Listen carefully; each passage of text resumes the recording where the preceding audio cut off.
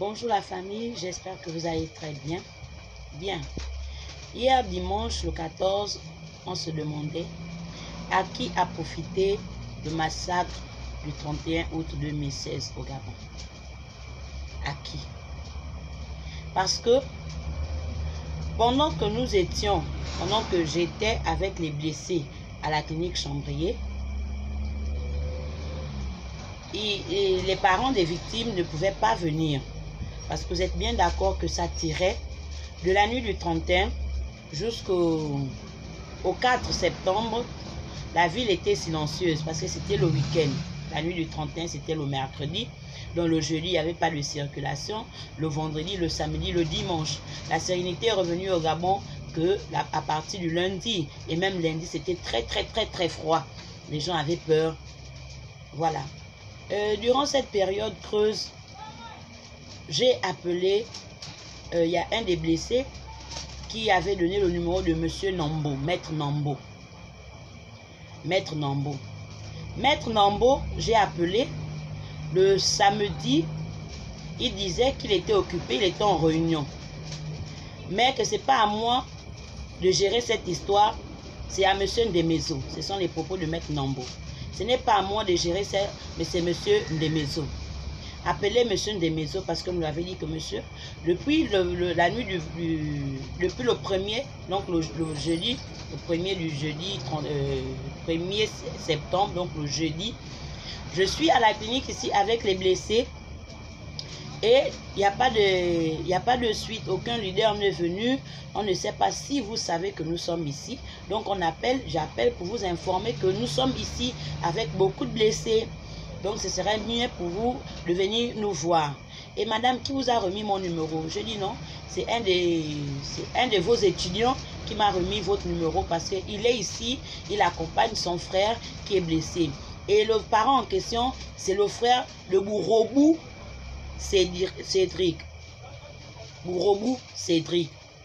Il avait encaissé la balle au niveau de la gorge. La balle au niveau de la gorge et il pissait vraiment du sang. Pour ceux qui étaient au QG peuvent se souvenir de ce cas parce que nous l'avons d'abord sorti de l'intérieur pour l'emmener dehors, voulons le transférer parce qu'il saignait abondamment avant l'assaut. Et il y a certains qui ont dit on ne refuse pas de donner un véhicule mais il n'y a pas de circulation donc ça ne servira à rien. Donc on l'a ramené, c'est après qu'il y a eu l'assaut. Donc les gens se souviennent de Bourobou Cédric. Non, Boussougou. Pas Bourobou. Boussougou Cédric. Boussougou. Voilà, c'est Boussougou Cédric. Et le frère en question, c'est Christopher.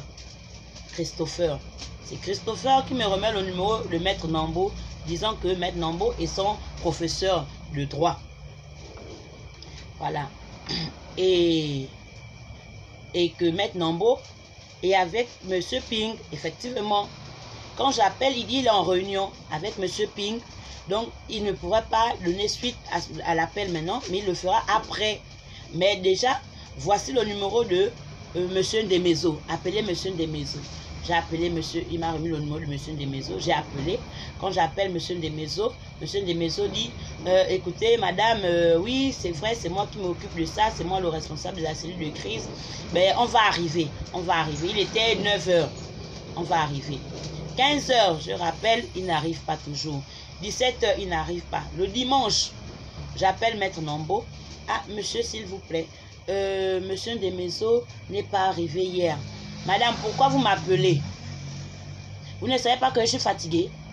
Je suis sortie d'une réunion très tard. Je suis rentrée très tard dans la nuit. Et donc, je dors. J'ai dit que oui, excusez-moi de vous déranger, monsieur.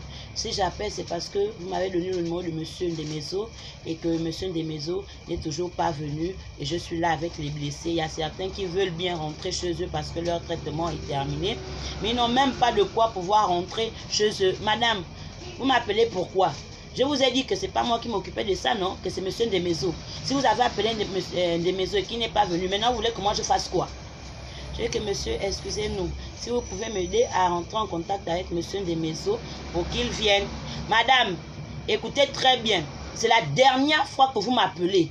Vous avez compris? C'est la dernière fois que vous m'appelez pour ça. Je ne m'occupe pas de ça et ça ne me regarde pas. Débrouillez-vous comme vous pouvez. Ne m'appelez plus jamais. Plus jamais pour ça. Vous avez compris? Ah! Mais il est aux côtés de Jean Ping. Il est aux côtés de Jean Ping.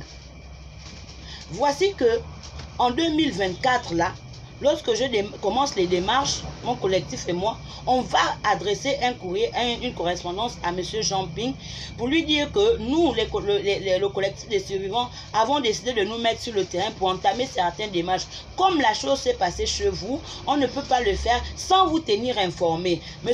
Ndambo nous reçoit et il nous dit, sachez que si vous m'avez vu, c'est que c'est Jean Ping qui vous a reçu. Mais Jean Ping n'a jamais donné suite, soit disant que Jean Ping n'a jamais été informé de notre passage chez lui. Mais donc, à qui profite le massacre du 31 août? Vu que Jean Ping lui-même ne parle pas, M. Nambo, qui est censé être la voix autorisée de M. Jean Ping, s'oppose toujours. Tout récemment, j'ai fait un courrier qui a été signé par le gardien de M. Jean Ping.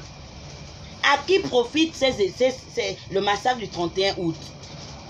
À qui? À qui? Vu que des sources sûres, il m'a été dit, pas il m'a été dit à moi seulement, hein, mais à tous les membres du collectif qui étaient présents où nous avons été reçus, que M. Jean Ping est allé voir le président, il a demandé que c'est le remboursement de son immeuble. Je tairai les noms des autres personnes parce qu'on m'a déjà dit que si tu continues à donner nos noms pour la revendication des biens que nous sommes allés faire chez le président, on va te porter plainte pour diffamation. Pourtant, ce n'est pas la diffamation. Ils sont bien conscients de ce que je suis en train de dire. Je ne peux pas, moi, à mon âge, non seulement à mon âge, avec aucune relation, aucun argent, je ne peux me lever dans les réseaux sociaux ou bien aller dans une chaîne de télévision, aller dire que Monsieur X ou Monsieur Y, bon, quand même, je ne vais pas donner les noms. Monsieur Chambrier et Monsieur Miboto. Je ne vais pas donner vos noms, pourquoi? Parce que vous pensez que ce que vous avez fait était bien.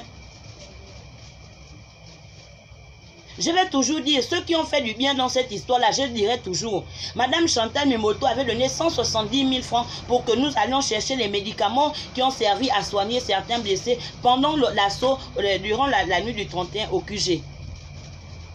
Et c'est ce qui avait permis qu'on puisse avoir les perfuseurs durant la nuit. Que vous avez vu certains blessés avec les perfuseurs et certains avec certains comprimés. C'est Madame Chantal Miboto qui avait donné 170 000. Mais Monsieur Miboto est allé réclamer le remboursement de ses véhicules. Mais pourtant, il est une victime. Et quand je parle, il dit, il va me porter plainte pour diffamation. Est-ce que c'est une diffamation? Monsieur Chambrier, jusqu'à aujourd'hui, il a la liste de tous les blessés qui ont été enregistrés chez lui. Est-ce que ça c'est une diffamation? Il détient jusqu'à présent les preuves. Est-ce que ça c'est une diffamation? Voici que Claude Bilé-Binze vient dire qu'il réclame la mise en place de la commission vérité, justice et réparation. Monsieur Alain Claude Bilé-Binze, qui est censé nous donner les vrais comptes concernant le massacre du 31 août. Maintenant, monsieur le président Oligui, à qui profite cette histoire-là? À qui? Vu que ça devient maintenant une histoire de quelqu'un qui veut se faire un nom dans l'opposition, vu qu'il n'y a plus d'opposition au Gabon. Quelqu'un veut s'encaparer. Voici la famille Asselo aussi qui revendique la mise en place de la commission. Voici aussi l'ancien ministre de la Défense. L'ancien ministre de la Défense en 2016, Mathias Otunga, qui est passé sur une chaîne de télévision pour dire que lui aussi il réclame qu'on mette la mise en place de la commission vérité, justice et réparation.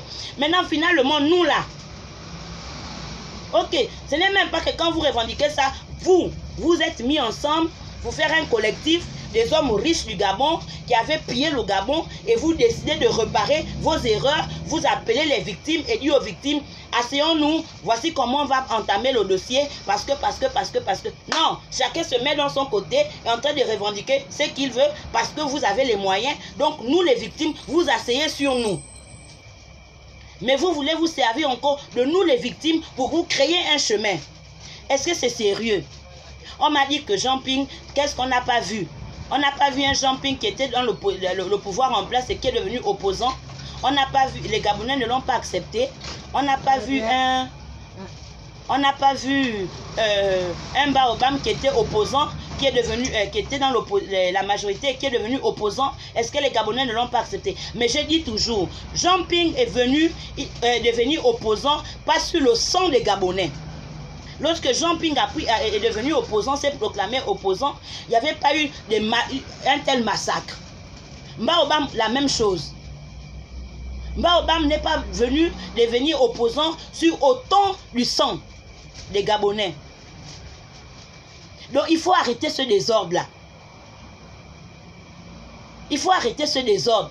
Vous voulez construire le pays, mais en même temps vous voulez marcher. Non, soyons un peu sérieux. Soyez un peu sérieux. Venez m'arrêter. Venez faire de moi ce que vous voulez faire. Aujourd'hui, le 15 juillet, un malheur m'arrive. C'est vous. Je vais toujours prendre ma bouche pour parler. Parce que vous avez refusé qu'on s'asseye pour dire les choses telles qu'elles sont et trouver des solutions. Aujourd'hui, avant, comme je le disais, avant, il y avait peut-être 10 Gabonais qui savaient ce qui s'est passé. Mais chaque jour, chaque fois que je fais une vidéo, il y a maintenant beaucoup de Gabonais qui sont informés de ce qui s'est passé en 2016. Donc, que vous me recevez, Monsieur le Président, que vous ne me recevez pas, moi, mon devoir est de faire savoir à tous les Gabonais du Gabon et de la diaspora et les êtres humains du monde entier, peu importe où ils se trouvent, ce qui s'est passé en 2016. Je ne cherche pas à avoir un titre, je ne cherche pas à avoir une reconnaissance quelconque. Je veux simplement que le monde entier sache ce qui s'est passé. Et voici que nous sommes en train d'organiser les élections pour ne pas que ce qui s'est produit en 2016 se reproduise. Et c'est ce que je ne veux pas. Et c'est pourquoi je continue à parler. Donc soyons un peu sérieux. À qui a profité ce massacre? À qui? On ne pouvait pas parler quand Ali était au pouvoir, quand Bile Binze était Premier ministre. On ne pouvait pas parler quand le pouvoir appartenait à Bile Binze, appartenait à Ali, appartenait à toute la famille Bongo et compagnie. Mais aujourd'hui, on peut parler parce qu'on s'est dit c'est un nouveau règne. Le Gabon est un état de droit. Et de surcroît, pays qui a participé à la défense des droits de l'homme. Nous avons la Cour constitutionnelle. Nous avons le tribunal, nous avons les instances juridiques et internationaux. Le Gabon est représenté partout comme étant un pays de droit où les valeurs humaines sont respectées. Mais alors, et pourquoi il s'agit d'un tel massacre? Rien que pour les 30 personnes que j'ai dit là, 30 personnes, c'est pas déjà beaucoup, même si ce n'était pas 30. Rien que pour 5 personnes décédées de façon atroce au Gabon. Ce n'est pas déjà important? Ce n'est pas un sujet dont on peut en parler? Vous voulez quelle preuve? Moi déjà, je ne suis pas une preuve. La maman de Simon Condé, les frères et sœurs de Simon Condé ne sont pas déjà une preuve? La maman de Bernard Bogota n'est pas déjà une preuve? Quelle preuve voulez-vous avoir? La liste des blessés qui sont chez M. Chambrier à la clinique là-bas, ce n'est pas déjà une preuve? Si M. Chambrier se lève pour venir voir le président et dire qu'il a besoin qu'on paye la facture, ce n'est pas déjà une preuve? Ce n'est pas déjà une preuve? Quelle preuve voulez-vous? Quelle preuve? Georges Paga, il est une victime. Ce n'est pas déjà une preuve? Ce n'est pas déjà une preuve? Qu'est-ce que vous voulez? Moi, je ne connaissais pas qui est M. Bourdon. Bourdon, je ne le connaissais pas. Mais je l'ai connu comment? On m'a dit c'est un des avocats de la CPI qui a envoyé M. Vincent, son collaborateur, me retrouver à Yaoundé au Cameroun, venir prendre mon témoignage. Pourquoi? Si ce n'était pas important, on aurait envoyé quelqu'un de la France pour me trouver au Cameroun. Si ce n'était pas important. Pourquoi? À qui ça a profité? À qui? À qui ça a profité? Soyons un peu sérieux. Ne parlez pas seulement des choses qui vous arrangent. Ne parlez pas seulement des choses qui vous arrangent, Monsieur le Président. tous les membres de l'opposition, bien les gouvernants de ce pays-là, soyons un peu sérieux. Ça, c'est un problème important. Et même très important. Qui parle des vies des êtres humains. Dans ce dossier, on trouve tout. On trouve le social, on trouve l'économie, on trouve la justice, on trouve l'équité. Vous dites que vous voulez restaurer les droits. Mais restaurer les droits, comment vous allez les restaurer si vous marchez sur les uns? Vous croyez que restaurer les droits des Gabonais, c'est seulement leur donner un toit et donner du riz? Et c'est envoyer à l'école, mais ils vont aller à l'école pour revenir, pour nous donner quoi demain? Des cœurs meurtris comme moi. Des cœurs meurtris comme moi. Des personnes frustrées, déçues par le gouvernement, par le pays en tout entier. C'est ce que vous fabriquez. C'est ça l'élite de demain que vous êtes en train de fabriquer. C'est ça l'élite de demain que vous êtes en train de fabriquer. Quel héritage allons-nous laisser à nos enfants? Quel héritage? Je dis quoi à mes enfants du moment où mes enfants me voient tous les jours en larmes? Je dis quoi à mes enfants? Mes enfants vont aimer le pays comment? S'ils passent leur temps à voir leur mère tous les jours en larmes, en train de se battre pour un combat dont personne n'accorde de l'attention. C'est quoi ce comportement? C'est pas que je viens mendier, hein. Je ne demande pas du pain à quelqu'un. Et pour ceux qui me connaissent, je ne demande pas du pain à personne. Je vis de mes propres moyens. Je me bats comme je peux. Je me sers de mes mains pour gagner mes 100 francs. Je ne demande que la justice. Parce que je sais que je suis dans un pays de droit. Si le Gabon n'est plus un pays de droit, fermez la Cour constitutionnelle, fermez le tribunal, fermez toutes ces instances juridiques. C'est comment? C'est quoi? Si on n'est pas abusé par les militaires, on est abusé, écrasé par le pouvoir. C'est quoi? C'est devenu quoi? C'est quoi? Voici M. Moussavou, le capitaine Moussavou, qui m'a bastonné au bain de là-bas. Il a eu quoi? Il est là, il circule, non? Il passe tous les jours devant ma boutique, là. Il a un véhicule rouge, non? Le capitaine Moussavou a un véhicule rouge. Celui qui m'a frappé au B2. Et il m'a dit, je vais te faire ce que je veux. Tu vas appeler qui tu voudras. Je ne vois personne qui est au-dessus de moi. Donc même le président n'est pas au-dessus de lui. Et c'est ça le Gabon. Et c'est ça l'état de droit. Et c'est ça la justice gabonaise. C'est ça. C'est ça. C'est un cercle où chacun gagne, où quand on peut gagner son bout de pain, on se bat pour le protéger et pour le reste, on s'en fout.